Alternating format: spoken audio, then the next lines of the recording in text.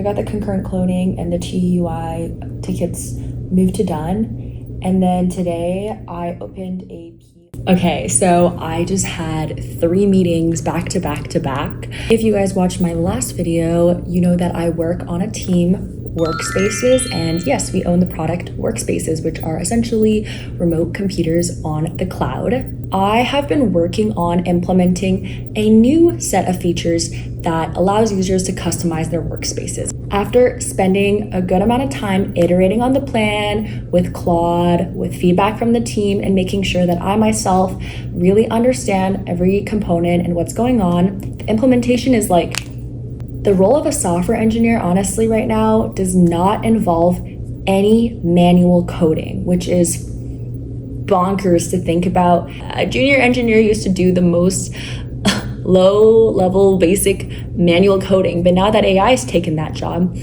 junior engineers are empowered to work on things faster, more productively, understand systems at a higher level, to develop a product-orientedness, outcome-orientedness. This one-on-one was a meeting with a senior software engineer on my team to discuss a new project that involved collaborating together.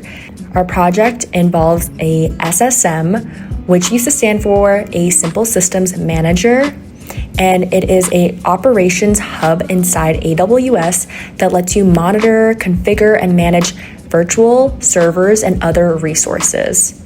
We had our intro high-level discussion on this project where the senior engineer on my team took me through the high-level components that would be involved in this project. And my next steps here is to do a deeper dive into a SSM and consider key topics like authentication, authorization, and networking, as well as think about what the different problems and questions involved are.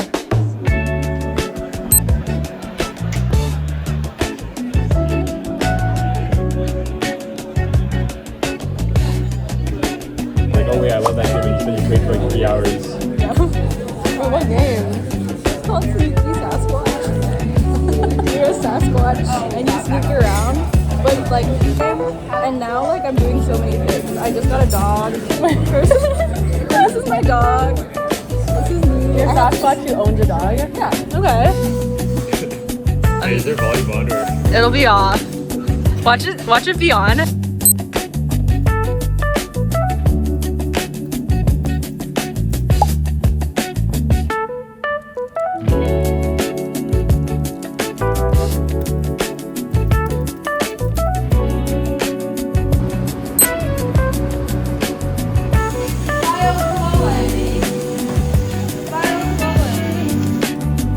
They actually respect that.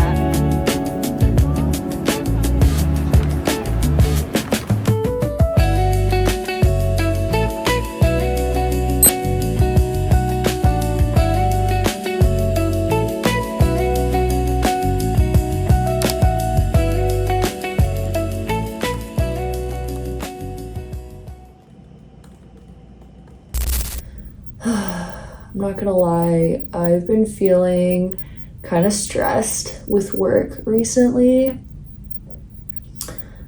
I just sometimes feel like the responsibility of my work has increased so much, and I'm anxious that I am not keeping up with the expectations that people have for me, and that I'm letting people down, I'm letting myself down.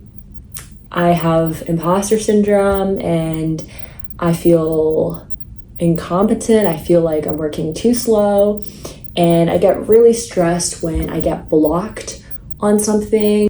And then it ends up delaying my progress and I'm not able to ship it as fast as I want. This stress has honestly pushed me to stay late at the office a few times. And I know I shouldn't complain. I'm extremely, extremely grateful for the work-life balance that I have and that my company provides me. And Also, there's no like expectation to work beyond the 9 to 5, and no one is pressuring me or expecting that out of me. This is more so an expectation I am putting on myself because I feel like I'm not making enough progress and I want to finish a certain amount of work by the end of the day or to present at stand-up in the morning the next day. Yesterday, I stayed at the office until 9 p.m. So I literally worked a 9 a.m. to 9 p.m. Last week, there was a day where I worked until midnight at the office. And again, that was all self-inflicted. I just felt so behind in my work because of my blockers. And I'm still learning how to manage my time. I'm learning how to work through blockers to get unblocked faster.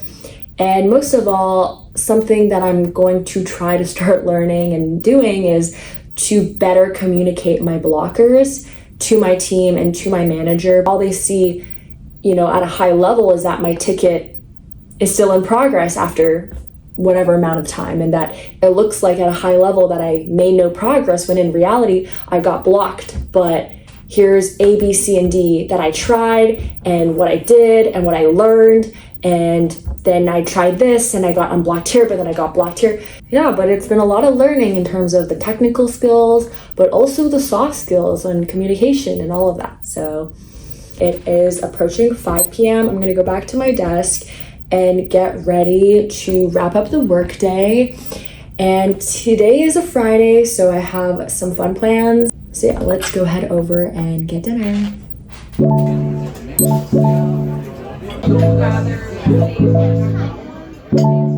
I'm seeing familiar faces from my internship cohort last year for new grads who are starting this week, which has been really nice, including my good friend Kaylin here, who I'm having dinner with.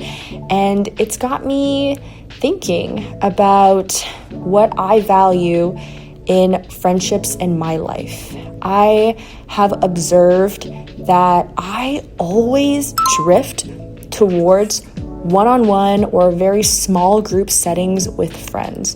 And don't get me wrong, I enjoy a group setting occasionally. I like that feeling of belonging and community that comes with having a bigger group of friends. I mean, who doesn't? But I really think it's the one-on-one settings where I really feel seen and understood, and where I can also see the other person for who they are and understand them as well on a deeper level. I am in a very independent and exploratory life stage where I have a lot of things on my mind and a lot of things I want to achieve. Having few but quality friendships enable me to have the independence and freedom to pursue them. But I also feel FOMO when I enjoy my independence, so it is an interesting situation, and maybe you can relate to me and maybe you won't. Maybe you're someone who thrives in group situations and is always surrounded by people, or someone who loves their alone time and never feels lonely. And maybe you feel as I do. If you made it to the end here, thanks for being here, and I will see you in the next one. Bye.